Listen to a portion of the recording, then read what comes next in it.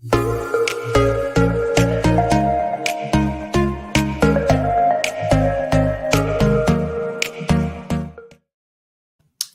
to another episode of Start the Week with Wisdom. I'm your host, Bridget Burns with the University Innovation Alliance.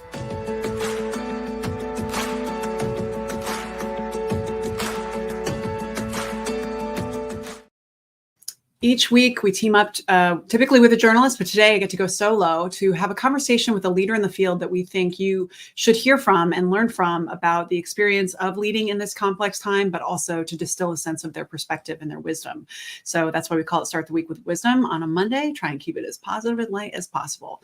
So it is also a show that is sponsored by Carnegie Corporation of New York, sponsors the Innovating Together podcast, which this is later broadcast on.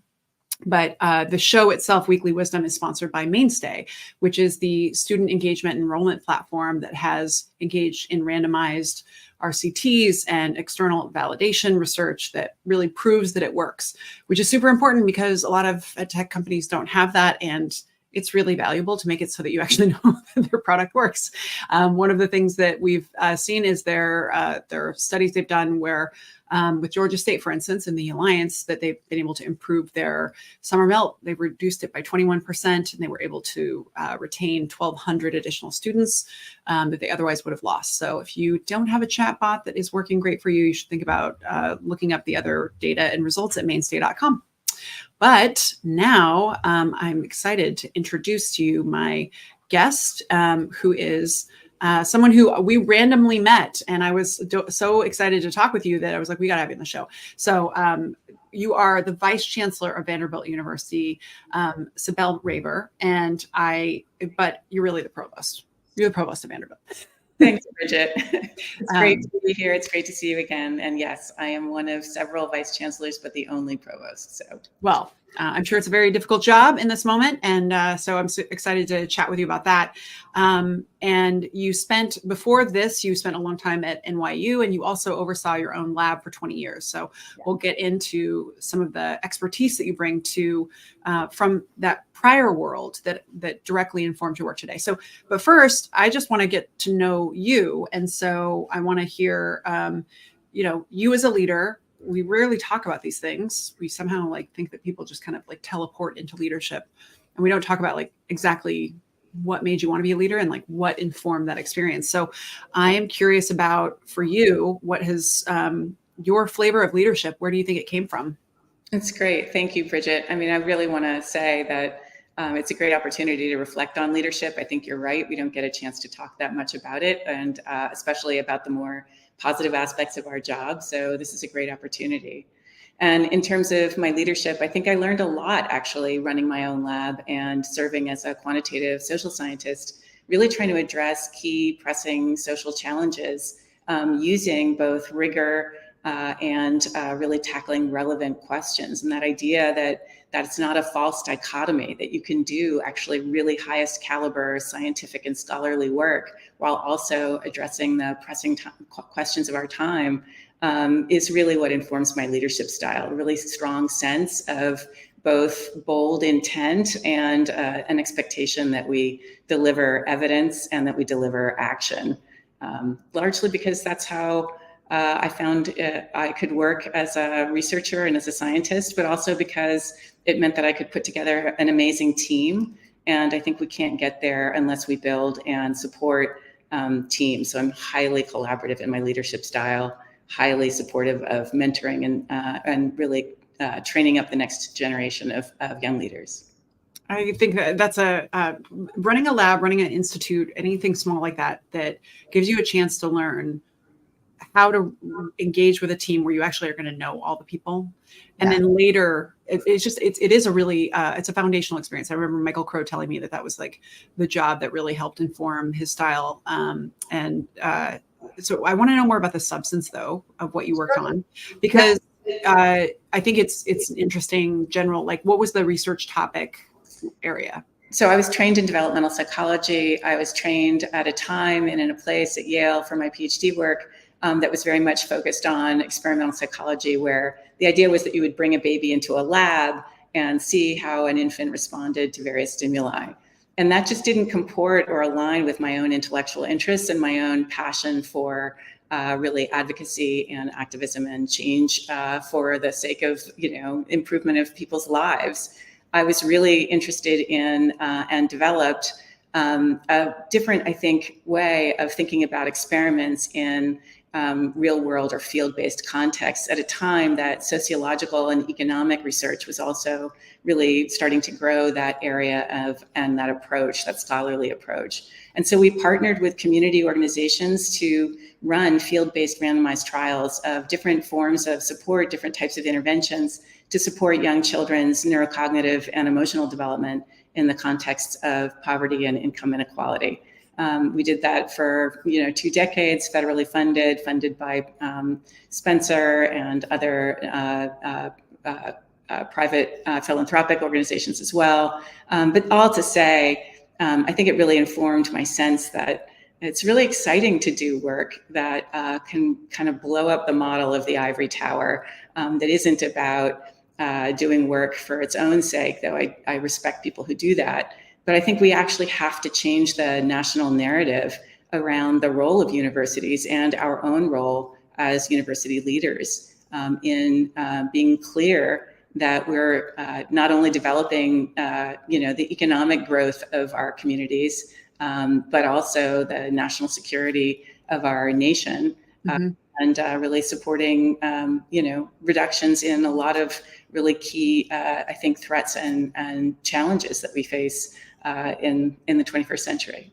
That's great. I do think, field-based research where we're actually going out and serving our community. I mean, that's why when I think about, in response to the skepticism and criticism about higher ed, one of the models that I think is a great touchstone is the idea of extension services in rural research universities, going out, being in the field, hip to hip, side by side with people, doing the work and modeling what that service looks like. And you're doing it, in New York City or in other places, but that's the best. Like sometimes people are like, we just need to do a campaign about the value of higher ed. And I'm like, why don't we just get back to doing the work that we already know they see is great value? That is the stuff to lead with. Yeah, that can happen in a clean room. We have amazing nanotechnology here that has just as much tremendous social and economic impact as, if we were doing extension-based research, right? It's not required that everybody be in the quote unquote field, but rather that the way in which we partner, whether it's a corporate partnership to the point of innovation or a community-based partnership or a partnership with other universities, that sense of broadening our scope and developing some fluency in the languages used by other partners so that we can make our work more tractable and have greater impact. That's great. I think too often, so I want to go into the actual topic of mental health and like what you've learned, what your advice would be, because I mean, you as a provost you're dealing with all the same stuff that everyone else is dealing with, right? It's incredibly complex to be a human today, and students are humans. And so you have a lot of highly complex humans that you're trying to serve who are facing the reality of just the nuance and challenges of the day. And so mental health is, a consistent challenge. And while we talk about it, I still don't feel like there are certain supports that we provide, but I don't feel like there's one institution who's held up as being like, we fixed it. We got it. Wrap it up. We got it, folks. Come on over here and take a look.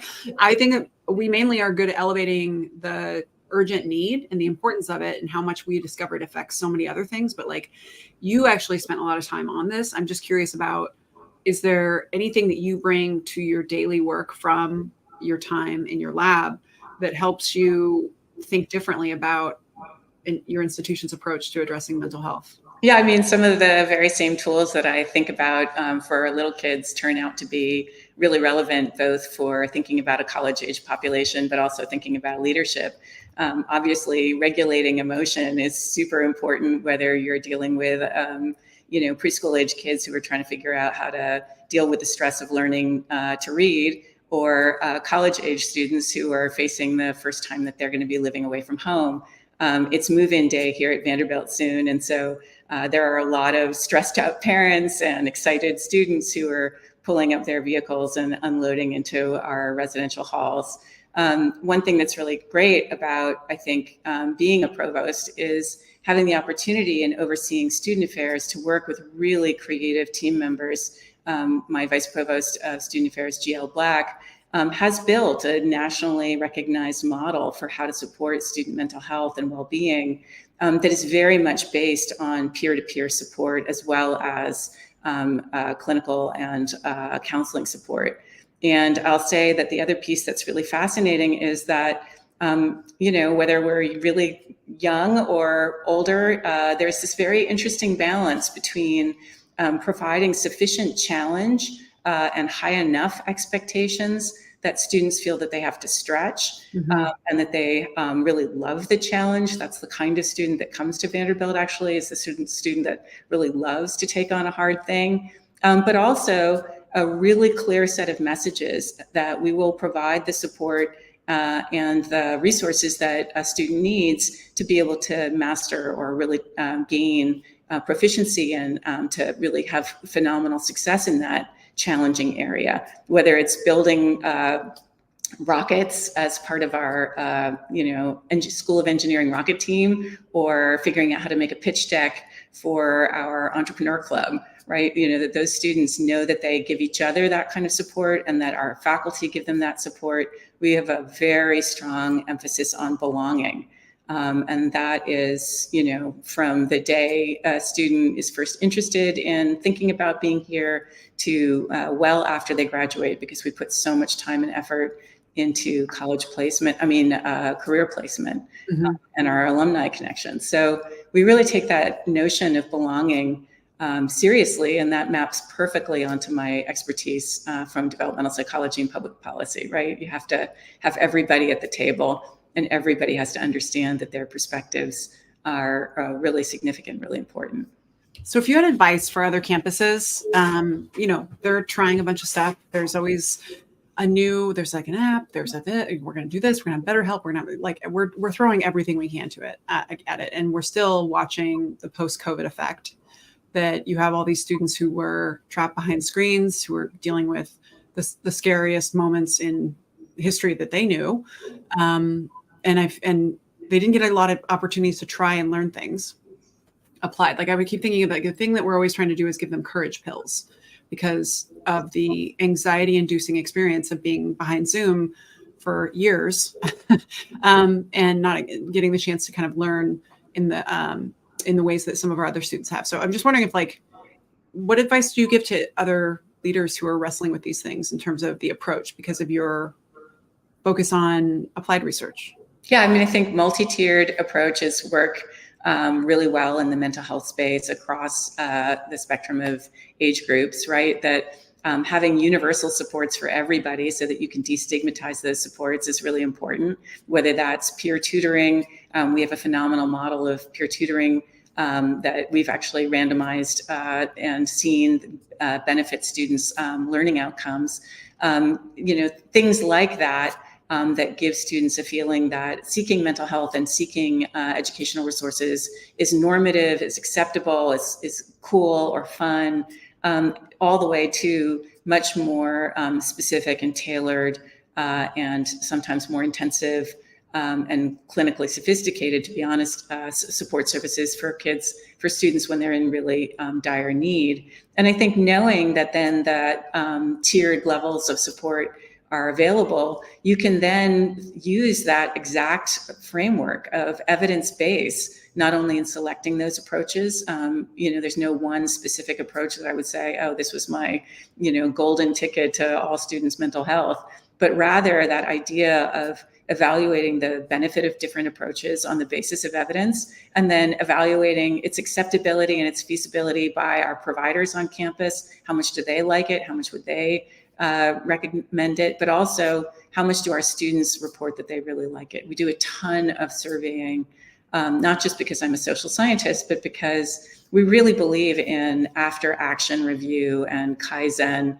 Our chancellor is very much of the mind that we learn by, really taking a good look at both those things that are going well and those things that could benefit from improvement. So that's been working really well for us. That's great. Yeah, because I think there's often this idea that the threshold is super high of an RCT, and you want to just pick a thing and just run an RCT, and that does not give you the quality of nuanced information and feedback that you're going to need to know whether or not something works for not just the constituents you're trying to serve, but also is sustainable, is actually going to get you, the right people are getting the right data, all that kind of stuff. So that's great. It's a great way also to give people credit for the work they're doing, right? What was it before you started this cool thing or this, very laborious thing? Where were we and where are we now and where do we hope to go? So we do a lot of not just benchmarking, but goal setting that is really about what's the moonshot objective if we were super successful, what's the, operational objective if it works, reasonably well, but not so fabulously that you'd write home about it. All right. Well, I want to get back to you because I think this has been really helpful insight to think about. And I just, the fact that you happen to have this area of expertise, I was just like, I'm not going to let you not talk. No, it's on people's minds. So I am always curious about if people have learned more from, I know that we learn from both good experiences and bad, right? But I'm just curious if you had to think about what left the strongest impression for you on the way that you lead. Was it from learning from good examples, or was it from watching a leader that you were like, I am not going to do that?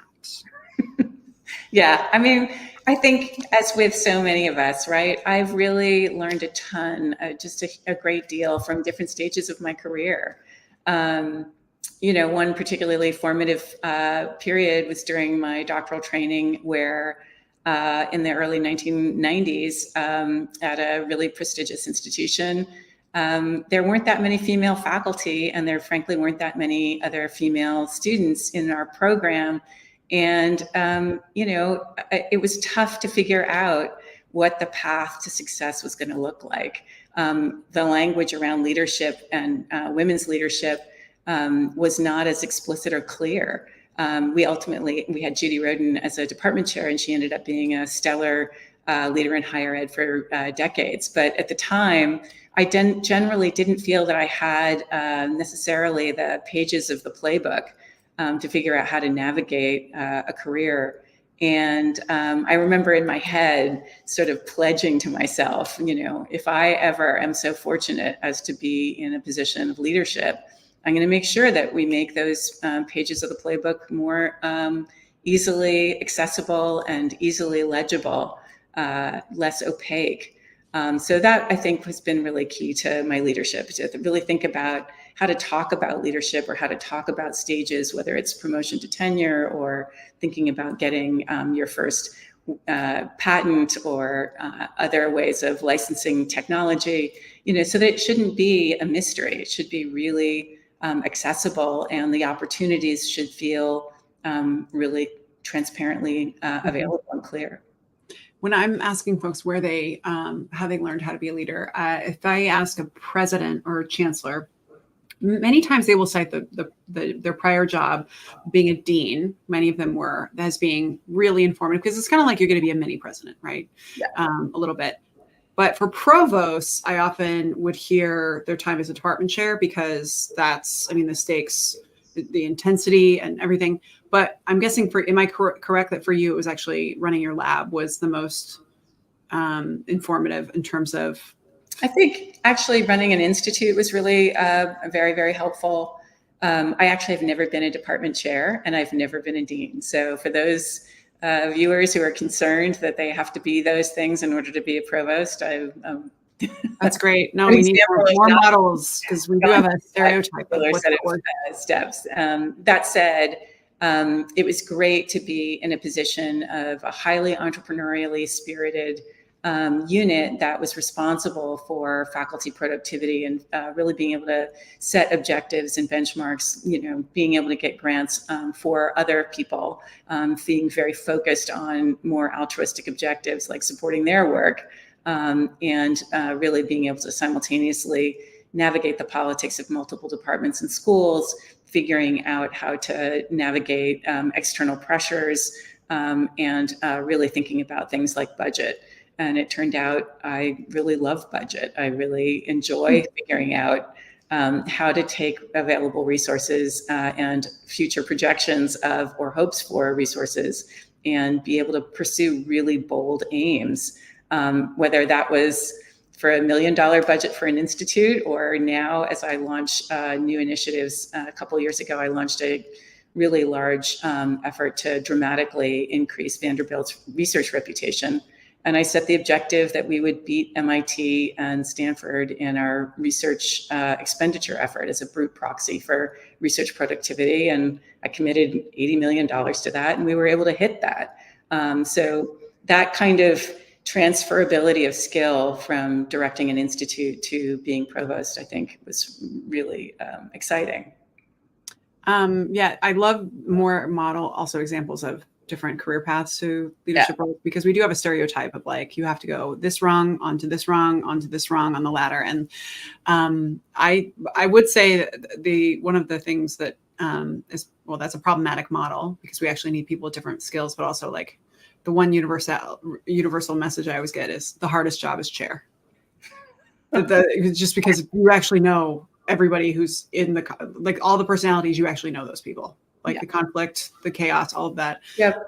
A great deal of time thanking chairs from deep, sincere places, because I really am so grateful for everybody who steps up to leadership, right? That's a major set of responsibilities that my colleagues are willing to take on, and I'm very deeply grateful. Great. All right. So I want to understand your, if you had to pick like in a quick, like, rapid fire of proudest thing, hardest thing. I think about your leadership time thus far. You've done a lot of stuff, but if you had to pick one thing that you're like, this is the thing that I feel like is that right now is the one thing I would point to as I'm proudest of it as a leader. And what's the thing that for you has been the hardest chapter to navigate as a leader? Yeah. Well, I'll start with hardest chapter first. Just to refer back to your earlier point, I think getting through COVID was really, really intense. As deputy provost at a different institution, revenue dependent and very much facing, significant challenge in trying to figure out how to pivot really quickly to a fully online environment or a fully distance learning, Zoom time environment. It was just a lot of working parts to try to coordinate and to figure out. But I think out of that grew some of my proudest moments. Certainly, we learned that we could work at a much more accelerated rate. We learned the incredible power of being super clear, candid, meeting a lot, talking a lot, working very heavily on relying on each other, building a ton of trust. And I think in that moment, it was also really clear that multiple creative solutions being brought by multiple voices at the table were really how we were going to solve most of the problems that we faced.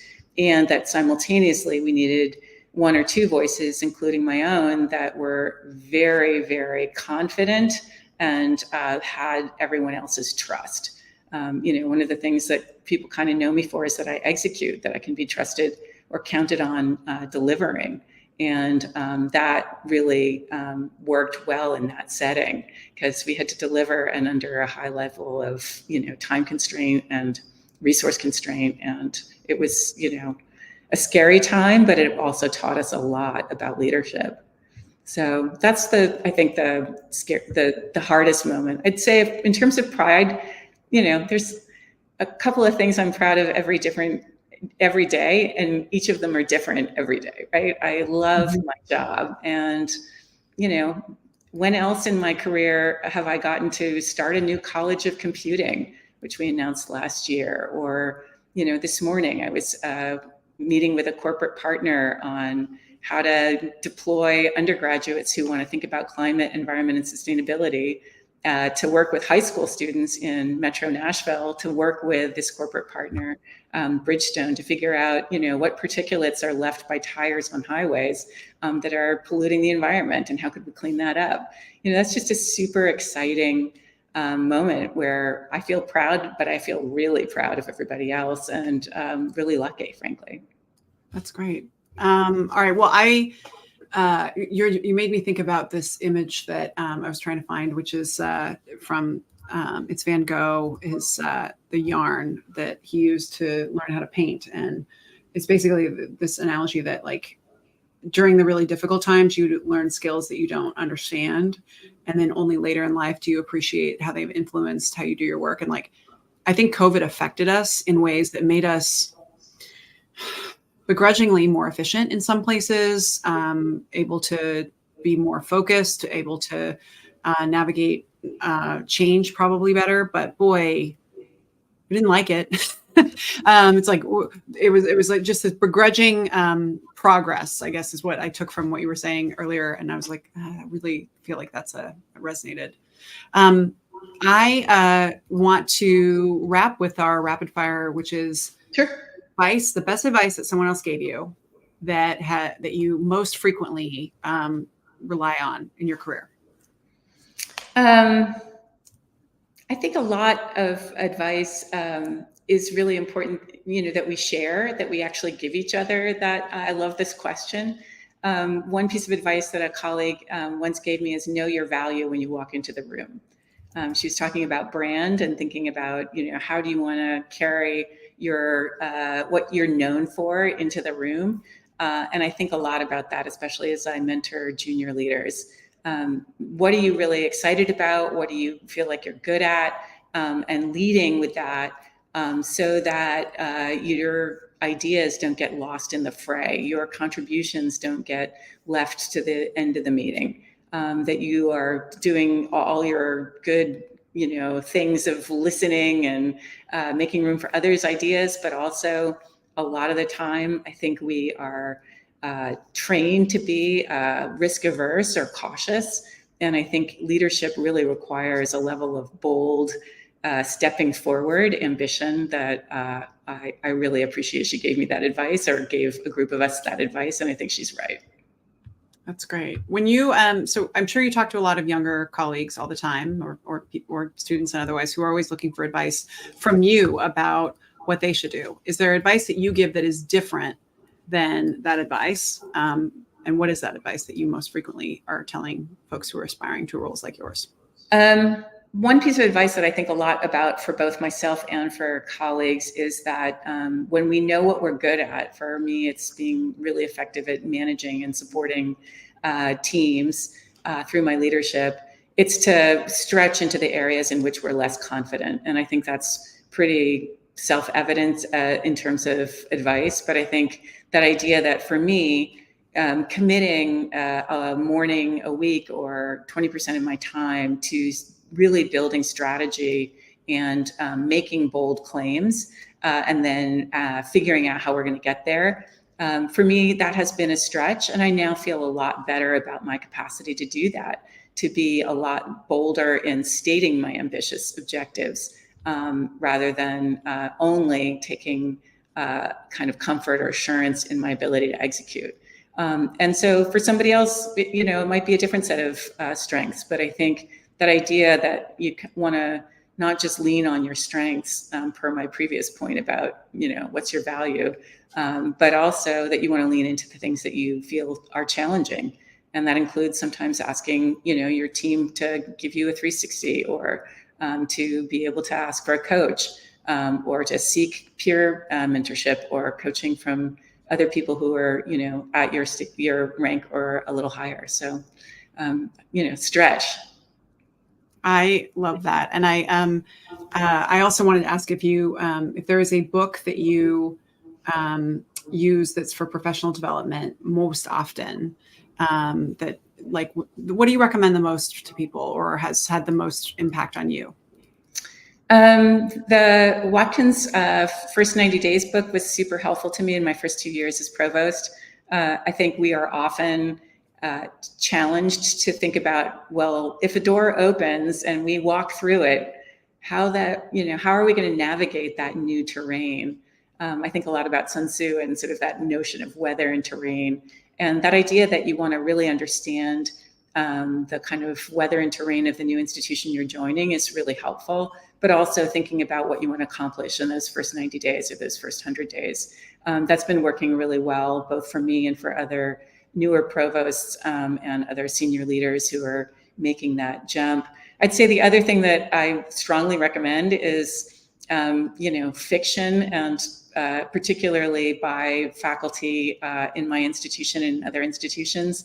I think it's really hard for my colleagues to remember that I'm human, that I am not simply, a decider and levier of hard news, but that I actually really love a brilliant story and full of pathos and inspiration. And it makes me, I think, not only feel joy and happiness in reading a book, but it also gives me a way to connect with my faculty, with people around me, to have read their work and to know more about what's exciting them. I love that, and that it's also just super helpful, I think, for you to share as a leader about how you. What I keep hearing is how you think about the people you work with, and I think that too often people don't think that you think about the people you work with, or they, again, they do focus on the challenging role that you're in, the position of authority, and they don't always see the how much additional thought. Like I think about, the dinner table that these folks are going to go home to, and how our work is going to affect the people around that dinner table, things like that. So I love hearing that. That's great. This has been lovely to have this conversation with you. It's just been great. Also, I feel like shout out to Vandy. I did go there, and I love to come back, and I'm great. We love our alums. We love everybody, but we really love our alums.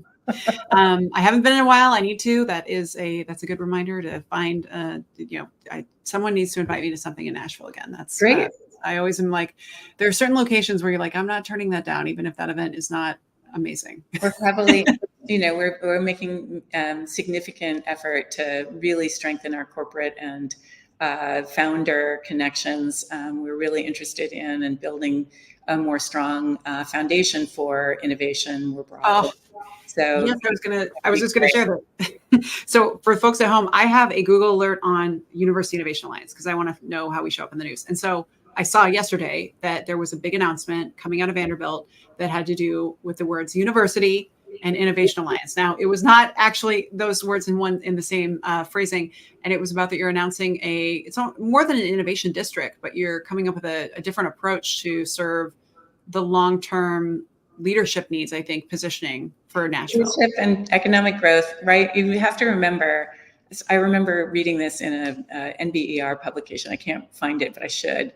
That universities have been responsible for 50% of university R&D has been responsible for 50% of the growth in GDP in the nation since World War II, right? So we absolutely can serve as the engines of innovation and discovery, and we do. So this is a real chance to be very clear about that and very intentional, especially with a new mayoral administration in our city, with a ton of new companies and people moving to Nashville. It's a very exciting, vibrant, and growing economy. So it's just a chance to think about that multidimensionally in terms of leadership, in terms of how to connect, so that we can really support a super smart undergraduate who wants to start a new company, but also a corporation that's interested in executive leadership and wants to figure out how to get some more skill building from our business school. You can imagine a wide range of tools and skills that we can be at the forefront of supporting.